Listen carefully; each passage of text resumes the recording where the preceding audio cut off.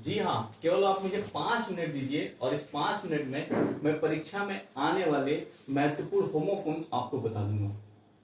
ये 5 मिनट में ऐसे होमोफोन्स आपको बताऊंगा कि जो है सभी प्रतियोगिता परीक्षाओं और बोर्ड परीक्षाओं में पूछे जाते हैं। बस आप 5 मिनट मुझे दे दें। होमोफोन्स समान ध्वनि वाले शब्द, मतलब इसका कि दो या दो से अधिक शब्द ऐसे आ जाएंगे जिनकी ध्वनि समान होगी। कहने का मतलब ये है कि वह जो है प्रोनाउंसिएशन उनका क्या होगा, एक जैसा होगा। लेकिन प्रोनाउंसिएशन तो एक जैसा होगा, लेकिन उनके अर्थ और स्पेलिंग्स अलग अलग हो जाएंगे। जैसे देखें यहां पर शोर, शोर, शोर, 3 शोर है आपके पास। पहले शोर SOAR का मतलब है उड़ना, दूसरे शोर SOUR का मतलब है खट्टा, और तीसरा शोर SORE का मतलब है दुखी। तो तीनों के अलग अलग अर्थ निकले, प्रोनाउंसिएशन एक निकला। साथ ही हम जो है इसका वाक्य में भी प्रयोग कर देंगे। हम कोई भी वाक्य बना सकते हैं। जैसे हमने बना दिया कि the plane is soaring, the plane is soaring high in the sky, आकाश में ऊंचा उड़ रहा है। The plane is soaring high in the sky, plane आकाश में ऊंचा उड़ रहा है। खट्टा SOUR, शोर, इसे देखें क्या हो सकता है। जैसे आई डू नॉट लाइक सोर ग्रेप्स, मैं खट्टे अंगूर पसंद नहीं करता हूं। आई डोंट लाइक सोर ग्रेप्स, जाहिर सी बात है कोई नहीं करता है, तो मैंने सिर्फ एक वाक्य आपको बना के दिखाया। शोर दुखी, जैसे हम लिख देंगे यहां पर कि they are a little bit sorry,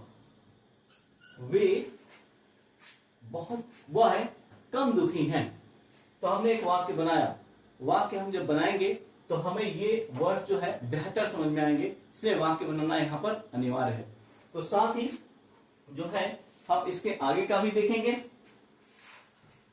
कहीं ना जाए आप, यहां देखते रहें, बस जस्ट मैं लिखने ही इसको वाला हूं। आप यहां पे देखें, हमें कुछ और जो है नए वर्ड्स मिल जाएंगे। जैसे हमारा वर्ड है एडिशन, EDITION,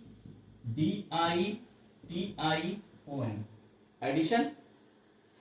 इसी तरीके से एक और हमारा वर्ड सेम प्रोनाउंसिएशन का है एडिशन, ADDITION, एडिशन। ये जो एडिशन है इसका अर्थ होता है संस्करण, संस्करण या प्रकाशन। जब भी कोई बुक होती है और उसके जो विभिन्न रूप होते हैं, तो अगर विभिन्न रूप में पाए जाते हैं तो उसको संस्करण कहा जाता है। ये एडिशन का अर्थ होता है जोड़ या वृद्धि। अगर हम इसके वाक्य को देख लें, इसका वाक्य क्या हो जाएगा कि this is the first edition of the book, यानी कि यह किताब का पहला संस्करण है। Edition, ADITION। इसको देखें, ADDITION, इसका अर्थ होता है जोड़। अब इसका हम अगर वाक्य में प्रयोग करें तो हम इसके जो है वाक्य में प्रयोग कर सकते हैं। इसका वाक्य हमारे सामने हो सकता है the addition of new things, the addition of new things, यानी कि नई चीजों का जोड़, यानी कि नई चीजों का वृद्धि, मिला लेना उसको। विल बी, यह हम कह सकते हैं कैन बी गुड फॉर अस, हमारे लिए अच्छा हो सकता है।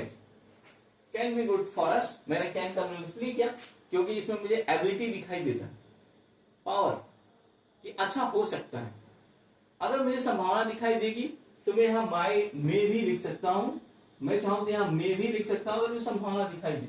लेकिन चीजें अगर अच्छी हैं तो आप जो है कैन का प्रयोग करें, और नहीं लगता है तो मे का प्रयोग करें। तो आप देखिए addition, the addition of new things may be good for us. ठीक है, इसके साथ और भी हम वर्ड्स देखेंगे, कुछ और भी हमारे पास बहुत अच्छे अच्छे वर्ड्स हैं। आप कहीं ना जाएं, इसको देखते रहें, क्योंकि जितने भी वर्ड्स मैं आपको बता रहा हूं ये ऐसे शब्द हैं जो कहीं ना कहीं किसी ना किसी पेपर में आए हुए हैं और आने की सबसे ज्यादा संभावना रखते हैं। ये confusion words, I mean to say homophone words आपके लिए संजीवनी की तरह काम करने वाले हैं। आगे देखिए, वर्ड होता है डाई।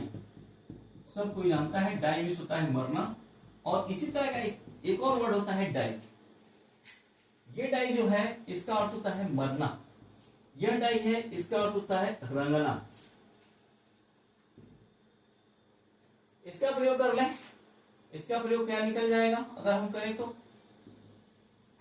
कि एवरीबडी, एवरीबडी यानी कि प्रत्येक को, has to die, has to die one day, प्रत्येक को एक दिन मरना है। Everybody has to die one day. तो जिस तरीके से मैं वाक्यों का प्रयोग कर रहा हूं, आप भी वाक्यों का प्रयोग करके बना सकते हैं। फायदा क्या है? फायदा यह है कि जब इस वर्ड का वाक्य में आप प्रयोग करेंगे तो आपको वर्ड अच्छी तरीके से याद हो जाएगा।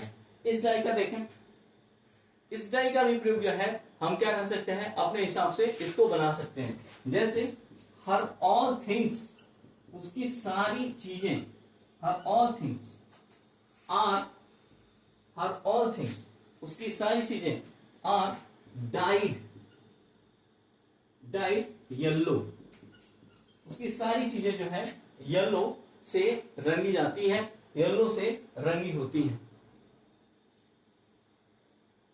दो वर्ड्स डाई और डाई सेम मीनिंग, इसका जो है मीनिंग डिफरेंट, इसका जो प्रोनाउंसिएशन सेम बट स्पेलिंग भी डिफरेंट।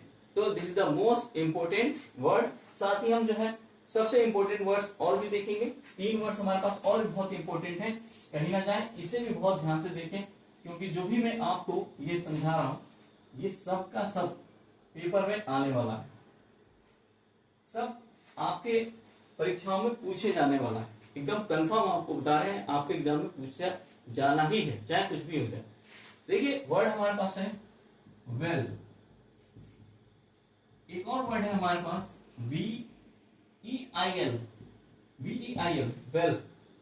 फिर है एक word WAIL well, well well well. तो हमारे पास क्या है, well well well.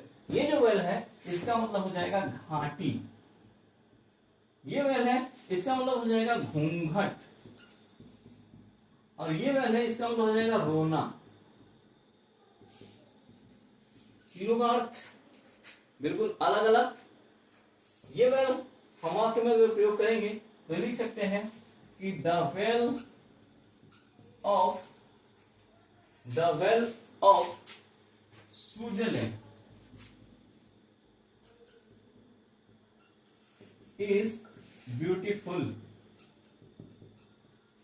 The well of Switzerland is beautiful, यानी स्विट्जरलैंड की घाटी सुंदर है। अगर इसका हम प्रयोग करें तो लिख सकते हैं कि द वेल ऑफ ब्राइड, यानी कि दुल्हन का घूंघट वॉज वेरी लो, बहुत लो था, यानी कि बहुत नीचे था।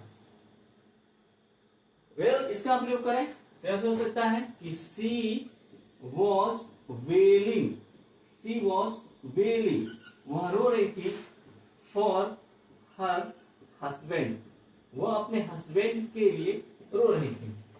तो मैंने बड़ी खूबसूरती के साथ तीनों शब्दों को लिखा, तीनों के डिफरेंस आपको बता दिया, इनका वाक्यों में प्रयोग कर दिया। अब आप अगर इन चीजों को अगर कुछ याद कर लेते हैं, कुछ समझ लेते हैं, रट्टा नहीं मारना, केवल समझ कर लेते हैं, तो आने वाले एग्जाम्स में ये जो है आपको क्वेश्चंस लगभग मिल सकते हैं। आप भी अगर मेहनत करेंगे तो ये जो है कंफर्म आपको जो है याद हो जाएंगे। Okay, thank you very much. अब नेक्स्ट वीडियो में आगे मैं आपके बारे में और इसको लेके आऊंगा।